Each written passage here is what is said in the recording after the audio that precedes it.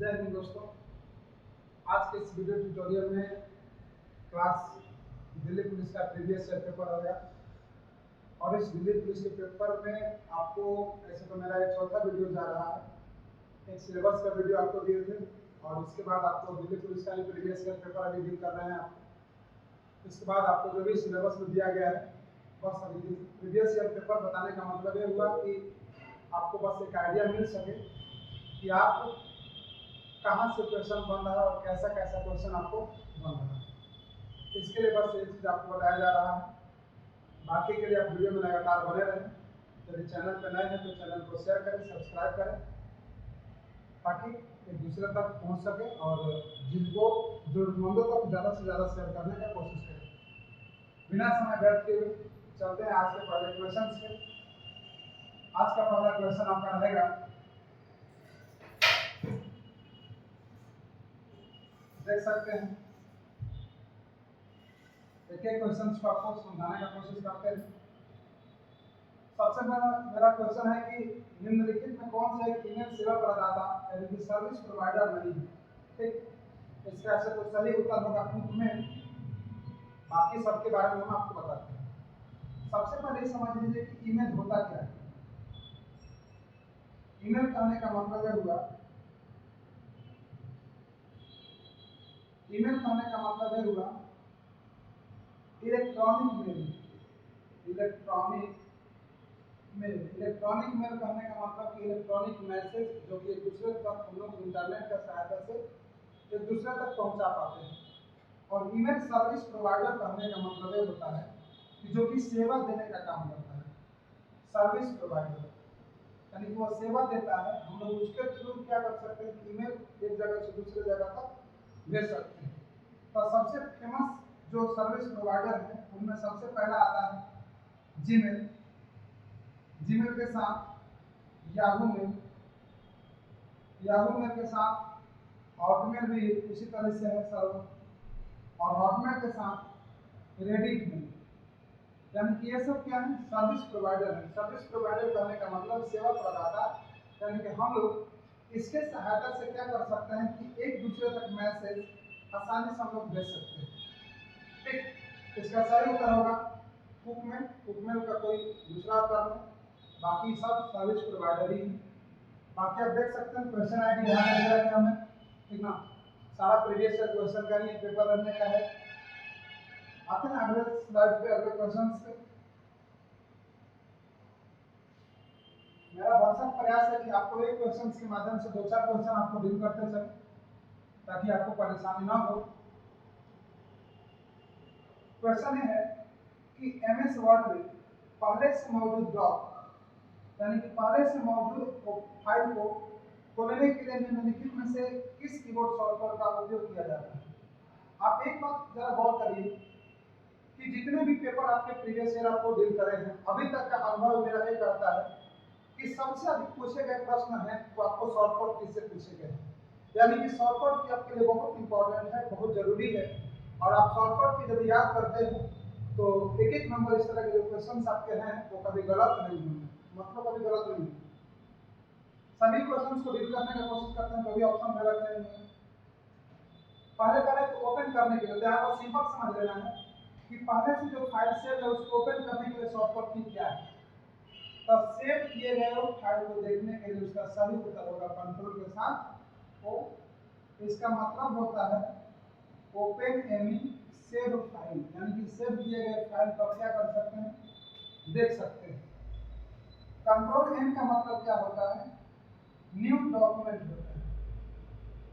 New document, new document और new page दोनों अलग अलग चीजें हैं।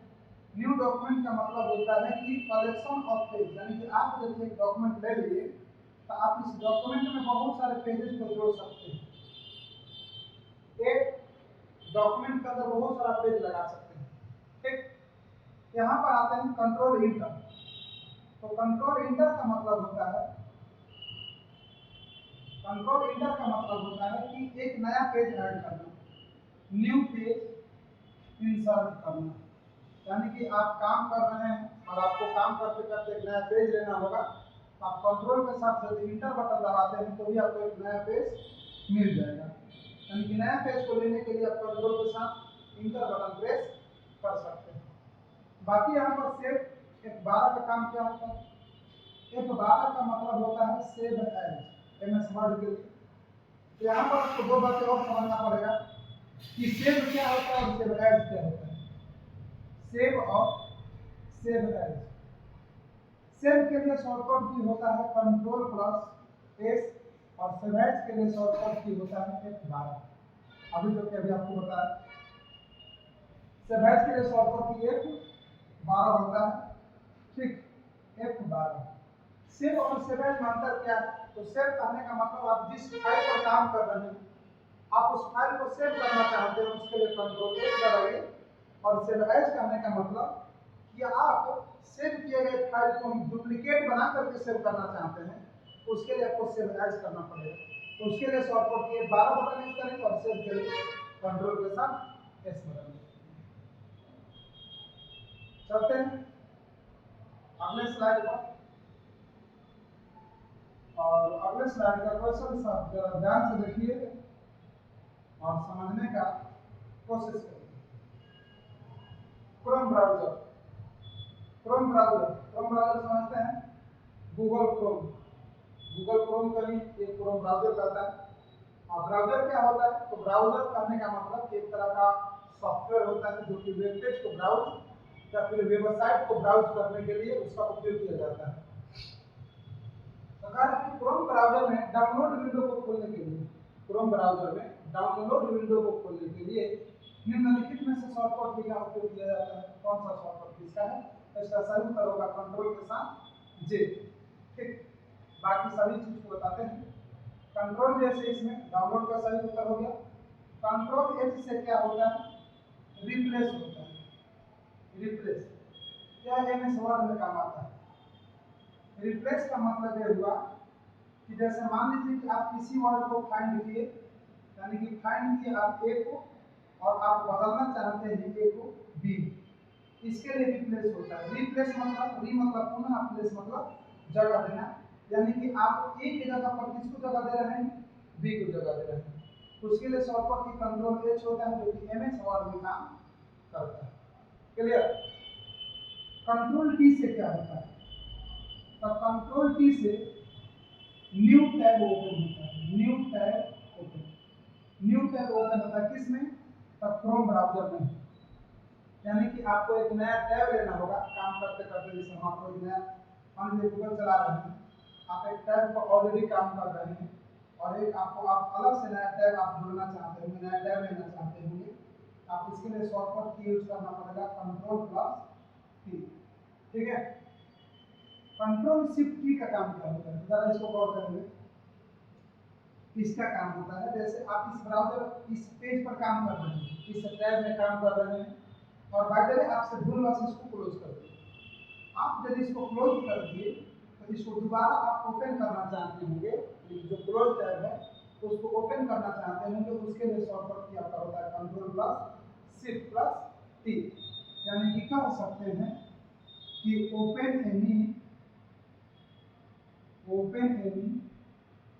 क्लोज टैब इन क्रोम, यानी कि क्रोम में काम करते करते आप एक टैब को बंद कर दिए, उसको वापस लाना चाहते हैं तो कंट्रोल के साथ शिफ्ट के साथ टी बटन दबाना पड़ेगा आपको, ठीक है। बाकी यदि भी आपको कोई भी डाउट लगता है तो आप कमेंट बॉक्स में जरूर इसको लिखिए। आपको जो भी डाउट होगा उस डाउट को क्लियर करने का कोशिश किया जाएगा। अगले क्वेश्चन पे आते हैं। आपको जरा देखेंगे ध्यान से। वर्ल्ड वाइड वेब का आविष्कार किसने किया? www का आविष्कार किसने किया था? www यानी कि वर्ल्ड वाइड वेब, जो कि इंटरनेट के लिए जरूरी है। इसका सही उत्तर होगा टिम बर्नर्स-ली, ठीक है। बाकी सब के बारे में जरा गौर से सुनेंगे। जेसी लिक्वालाइडर किनको कहा जाता है? तो जेसी लिक्वालाइडर फादर ऑफ इंटरनेट कहा जाता है।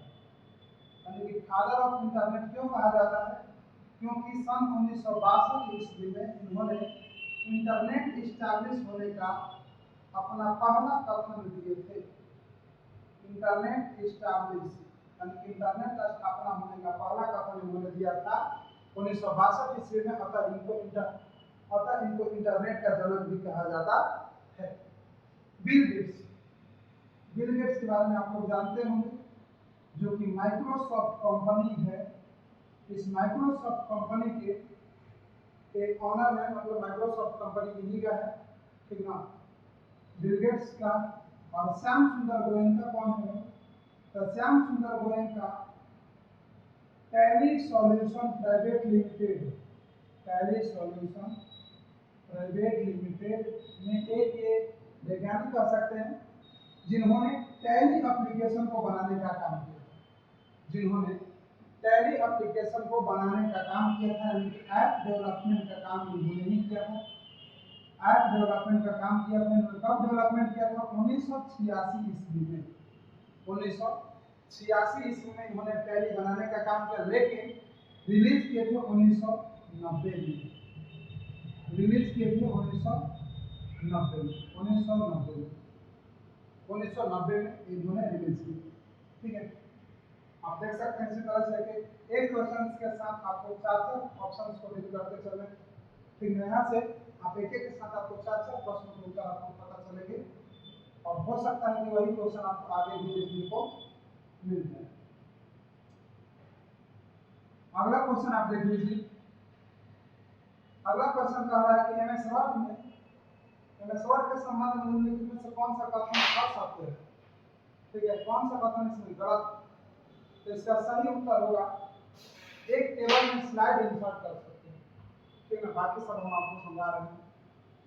कल एक टेबल में सम संख्या में पंक्ति और स्तंभ हो सकते हैं। पंक्ति और स्तंभ कहने का मतलब इसका कहना है कि रो कौन कौन है, टेबल जो है, टेबल इसी तरह का होता है, इसमें रो भी है और कॉलम भी है, सबको ठीक। इसमें रो और कॉलम है। आप इसको देखिए, जो ऊपर से नीचे की तरफ जो लाइनें हैं इसको कॉलम कहा जाता है, ठीक। यानी कि ये सब आपके क्या है? कॉलम, यानी कि column A, column B, column C, column D, ठीक। अब रो किसको कहा जाता है? तो जो दाएं से बाएं की तरफ जो भी लाइनें हैं ये आपकी रो, 1 2 3 4 5, यानी कि हम लोग इसको क्या कहते हैं? रो कहते हैं, ठीक है। अब आप इसमें देखिए, कह रहा है कि एक टेबल में सम संख्या में पंक्ति और स्तंभ हो सकते हैं। बात सही है। एक टेबल में हम लोग चाहें तो 2 का भी रख सकते हैं, 2 मतलब 2 रो और 2 कॉलम रख सकते हैं। अगला है कि एक टेबल में विषम संख्या में पंक्ति और स्तंभ हो सकते हैं, ये भी सही, क्योंकि हम लोग चाहें तो 3 का रख सकते हैं, 5 का रख सकते हैं, यानी कि 3 रो और 5 कॉलम रख सकते हैं, चाहे 5 रो 3 कॉलम भी रख सकते हैं। इसका सही उत्तर तो एक टेबल में स्लाइड इंसर्ट कर सकते हैं। स्लाइड समझते हैं क्या होता है? स्लाइड कहने का मतलब, स्लाइड कहने का मतलब working page of power point, यानी कि पावर पॉइंट के वर्किंग पेज को हम लोग स्लाइड करते हैं। पावर पॉइंट के वर्किंग पेज को हम लोग स्लाइड करते हैं, ठीक। अगला करें एक टेबल में पंक्ति और स्तंभ की संख्या अलग अलग हो सकती है। बात सही है। हम लोग चाहें तो टेबल में पंक्ति अलग, मतलब अपने मन से 4 रख दिए और स्तंभ रख दिए, 5 रख दिए, कोई दिक्कत नहीं, हम लोग रख सकते हैं।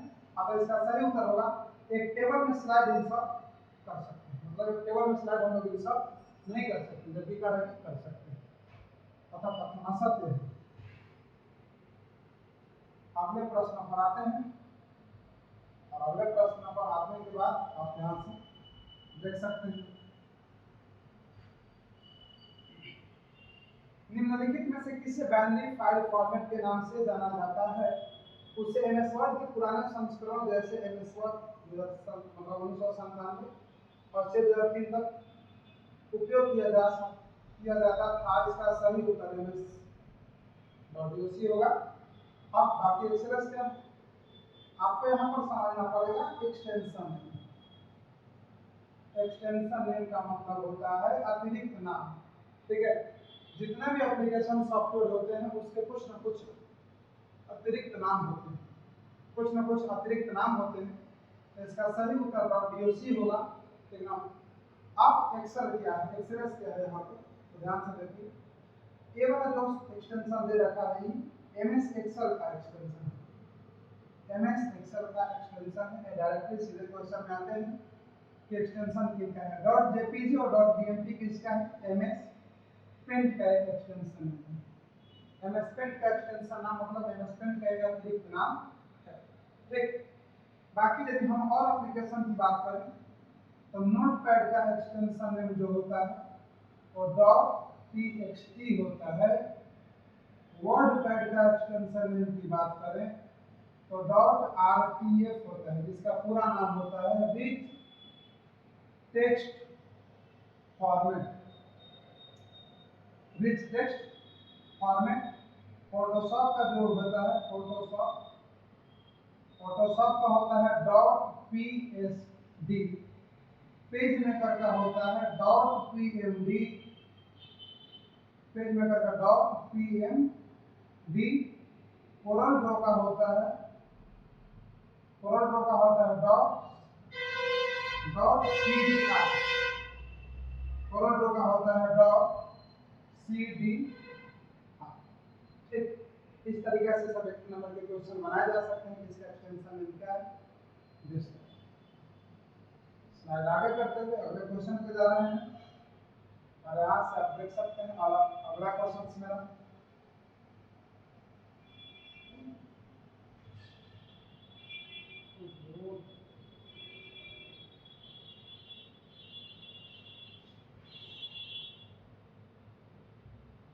आगे बढ़िए। एमएस एक्सेल वर्कशीट में जब आप A1 सेल को सेलेक्ट करते हैं और शिफ्ट की दबाते हैं और फिर सेल C5 पर क्लिक करते हैं तो कुल कितने सेल सेलेक्ट होंगे। क्वेश्चन बहुत बढ़िया किया है। अब आप इसको इस तरह से बना करके भी समझ सकते हैं। जैसे इस अनुभाग का कहना है कि ये सेल जो है कॉलम ए है, कॉलम बी है, कॉलम सी। ठीक, सी तक बनाते हैं, जब में डी होता है बढ़ते जाएगा सब आगे। अब इधर से आप रो बनाइए, रो 1, रो 2, रो नंबर 3, रो नंबर 4 और रो नंबर 6। यानी कि आप इसको 1, 2, 3, 4 और 5 कर सकते हैं। इसका कहना है, मतलब इसका कहने का मतलब यह है कि जब आप सेल A1 सेलेक्ट करते हैं तो A1 पहले तो समझ लीजिए सेल कहते हैं किसको। जैसे ये आपका टेबल हो गया ना, पूरा टेबल हो गया, आप इसमें देख सकते हैं रो भी है और कॉलम भी है। और रो और कॉलम को मिलाने से जो बॉक्स बनता है, इस बॉक्स को हम लोग क्या कहते हैं, सेल कहते हैं। ठीक, ऊपर से जो नीचे की तरफ जो भी लाइनें हैं इसको कॉलम कहते हैं और जो दाएं से बाएं की तरफ जो भी लाइनें हैं इसको रो कहते हैं। ठीक, और सेल एड्रेस क्या होता है, तो सेल एड्रेस का मतलब होता है कि पहले आप कॉलम को पढ़िए और कॉलम को पढ़ने के बाद आप रो को पढ़िए। क्लियर, पहले कॉलम को पढ़िए फिर किसको पढ़िए, रो को पढ़िए। ठीक है, कह रहा है कि सेल A1 को सेलेक्ट करते हैं, मतलब आप इसको सेलेक्ट कर लिए और कीबोर्ड में शिफ्ट बटन दबाइए और फिर आप इसको सेलेक्ट करिए, C5 को सेलेक्ट करिए। यानी कि आप इसको सेलेक्ट किए हैं और शिफ्ट बटन दबा करके इसको सेलेक्ट करिए। कुल कितने सेल सेलेक्ट हुए, आप बस इसको गिन लेना है। 1 2 3 4 5 6 7 8 9 10 11 12 13 14 15। तो सही उत्तर इसका क्या होगा, आगे बढ़ते हैं।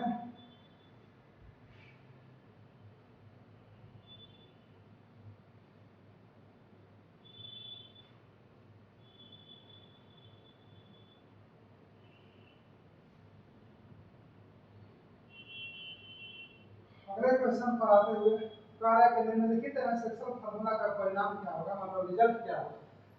आप ध्यान से देखिए, मैथ भी दे दिया है, यानी कि तनी वाले मैथ को भी आना चाहिए, अदरवाइज रिजल्ट एक नंबर ले जाएगा ये।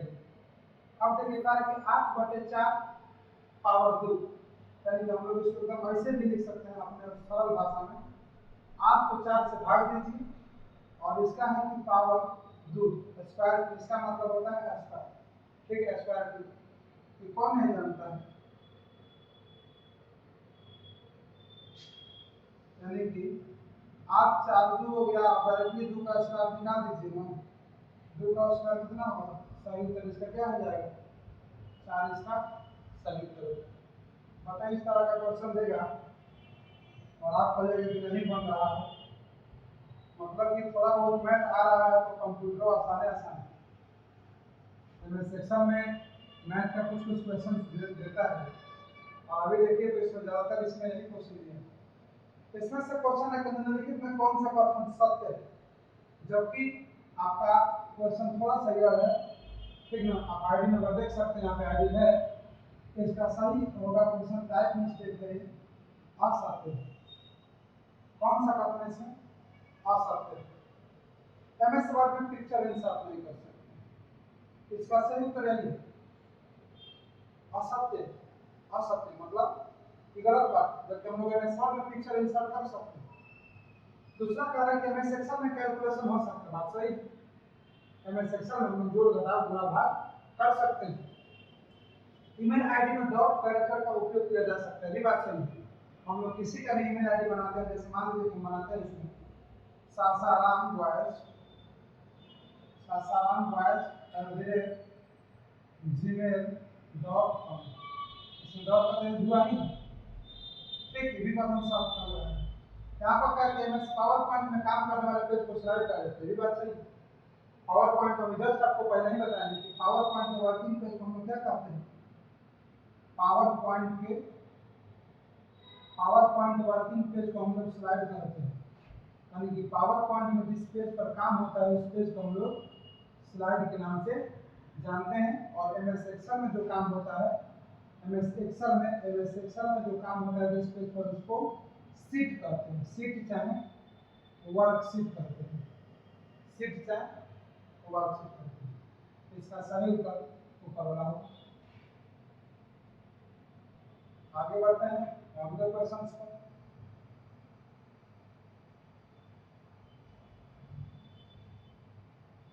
क्वेश्चन समझिएगा। एमएस एक्सेल वर्कशीट की सेल संख्याओं का डिफॉल्ट, सेल में संख्याओं का, यानी कि आपको नंबर क्या कहता है।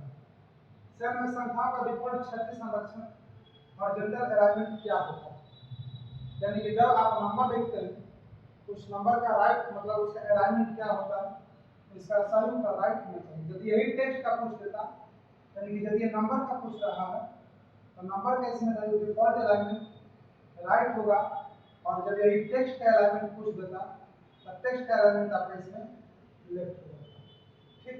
अब अलाइनमेंट होता क्या है इसको समझना बहुत जरूरी है। जैसे मान लीजिए कि पूरा हो गया सेल, एक्सेल का पूरा टेबल बना लिया, इसमें आपको रो कॉलम भी दिख रहा है, सेल भी दिख रहा होगा, और एक सेल को यहाँ से आप जूम कर देते हैं, बहुत बड़ा सा सेल बना दिए, ठीक ना। इधर वाले साइड को हम लोग लेफ्ट कहते हैं, बीच वाले को सेंटर कहते हैं, और साइड वाले को हम लोग राइट कहते हैं। ऊपर वाले एरिया को हम लोग टॉप कहते हैं, बीच वाले को मिडल कहते हैं, और लास्ट वाले को बॉटम, ठीक। तो कह रहे हैं कि नंबर का एलिमेंट क्या होता है, नंबर का एलिमेंट राइट साइड में, क्लियर। लेकिन लिखा हुआ क्या बात है तो यहाँ पे लेफ्ट साइड में।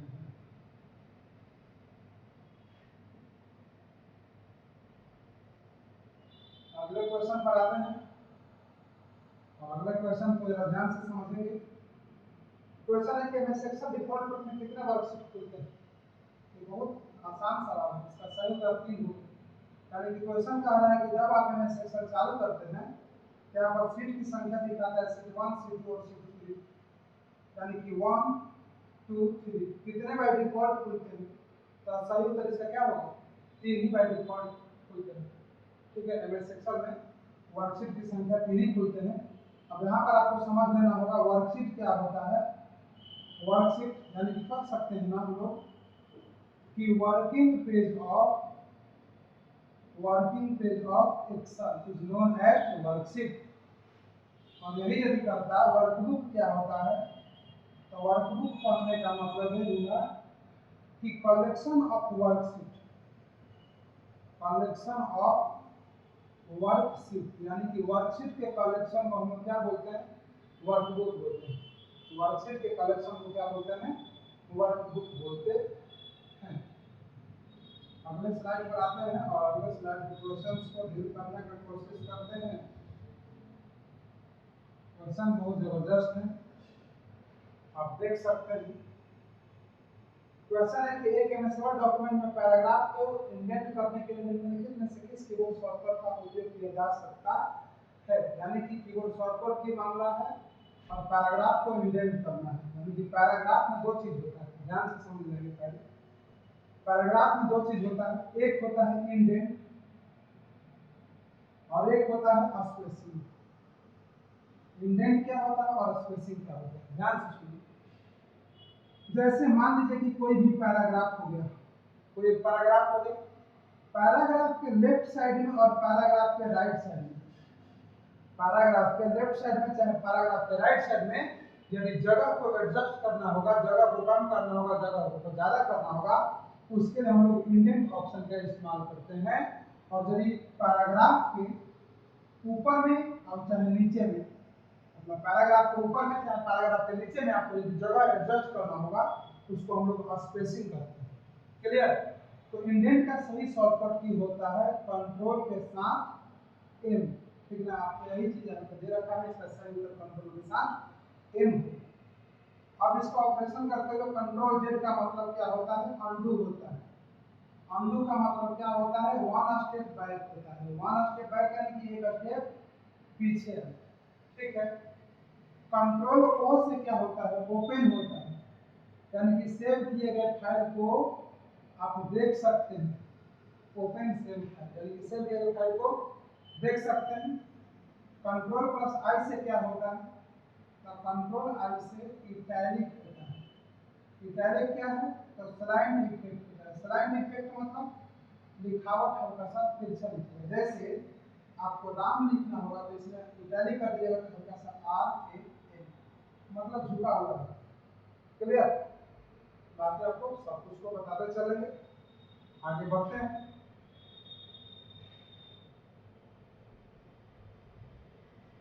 इस तरीका से 15-15 ही क्वेश्चन कराते चलेंगे आपको, ठीक है, ज़्यादा वीडियो लंबा ना हो। 15-15 भी क्वेश्चन बहुत ज़्यादा है। ऐसे 10-10 क्वेश्चन एग्जाम में आ रहा है, 15-15 लेकर चलेंगे तो रोज तो 500 वैसे ना पढ़ेंगे। यहाँ पर देखिए ध्यान से, कह रहा है एमएस वर्ड में निम्नलिखित में से कौन सा एक मान्य चेंज केस विकल्प नहीं, इसका सही उत्तर होगा पास्ट केस। ठीक है। केस होता क्या है और होते कितने तरह के हैं, तो ध्यान से देखिएगा। तो केस एमएस वर्ड में केस की संख्या 5 होती है। 5 तरह के केस टाइप होते हैं। सबसे पहला होता है अपर केस। अपर केस में क्या होता है कि ऑल लेटर कैपिटल होता है। ऑल लेटर कैपिटल मतलब सारा लिखावट क्या लिखेगा, वो बड़ा बड़ा ही लिखेगा। ठीक है। दूसरा जो होता है वो लोअर केस में होता है। लोअर केस में क्या होता है कि ऑल लेटर स्मॉल हो जाते हैं, यानी कि सभी लेटर्स कैसे होते हैं, स्मॉल हो जाते हैं।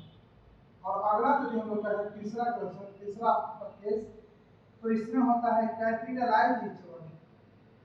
कैपिटलाइज ईच वर्ड, इसका मतलब ये हुआ कि प्रत्येक वर्ड का जो पहला लेटर बड़ा होगा।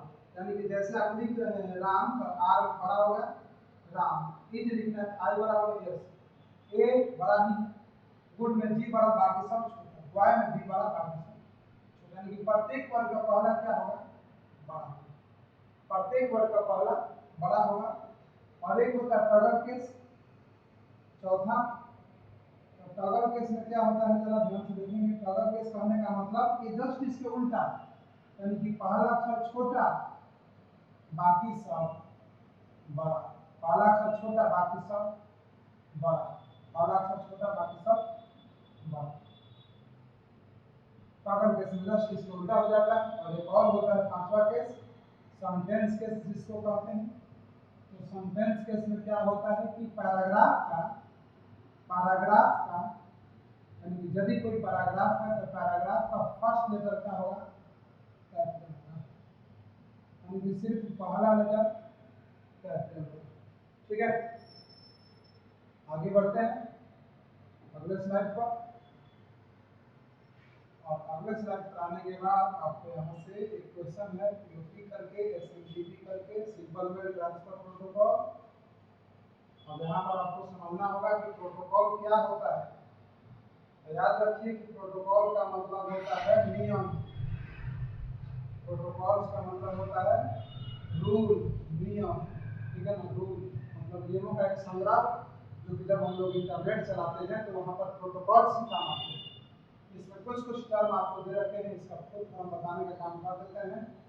HTTP का फुल फॉर्म होता है हाइपर टेक्स्ट ट्रांसफर प्रोटोकॉल, यानी कि उच्च स्तरीय को हम लोग ट्रांसफर करते हैं, जो लिखावट है उसको HTTP फॉलो करता है। POP का पूरा नाम होता है POP का पूरा नाम होता है POP का पूरा नाम होता है post office protocol, post office protocol, ठीक है। और SMTP का पूरा नाम होता है सिंपल मेल ट्रांसफर प्रोटोकॉल, यानी कि यदि हम लोग कोई साधारण मेल भेजते हैं तो उसके से कौन ऑप्शन काम आता है, SMTP ट्रांसफर प्रोटोकॉल काम आता है, ठीक। और एक स्लाइड के लिए अंतिम क्वेश्चन आपको बताते हैं, ठीक है।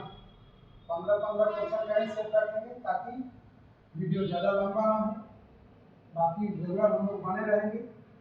और अंतिम क्वेश्चन जरा ध्यान से देख लीजिए, कह रहा है कि सेल ए फाइल की एक फार्मूला लिखा हुआ है A3 + B4, यानी कि सेल, यानी कि यदि आप इस तरीका से आपका सेल बनाए हुए हैं, यदि ये रो और कॉलम का कनेक्शन हो जाए तो बनता है, उसको सेल कहते हैं। आप मान लीजिए इसका 1 2 3 4 और 5, यानी कि कहने का मतलब कि यदि आप कोई फार्मूला लिखते हैं सेल ए टाइप में और सेल ए टाइप का फार्मूला लिखते हैं 3 + B4, यदि सेल A5 को कॉपी करके E9 में पेस्ट करते हैं, यानी कि आप A B C D और E बढ़ते बढ़ते, यानी कि आप यहाँ पर ले आते हैं E9 में आप इसको पेस्ट करते हैं तो फार्मूला क्या होगा, तो भाई कॉपी करके पेस्ट करने का मतलब कि सेम टू सेम डुप्लीकेट होता है। कॉपी का मतलब होता है डुप्लीकेट करना, कॉपी का मतलब डुप्लीकेट करना होता है, ठीक है। और कट का मतलब होता है वहां से रिमूव हो जाना, उसका शॉर्टकट होता है कंट्रोल के साथ X और इसका शॉर्टकट होता है कंट्रोल के साथ C। लेकिन कट या कॉपी करने के बाद उनको रिजल्ट रखने के लिए उनको पेस्ट करना पड़ता है, जिसका सही उत्तर होता है कंट्रोल +V, ठीक। तो आज के स्लाइड में हम लोग इतना ही सीखेंगे, बाकी हम लोग मिलेंगे अगले स्लाइड में अगले वीडियोज के साथ। तब तक के लिए इतना ही, जय हिंद।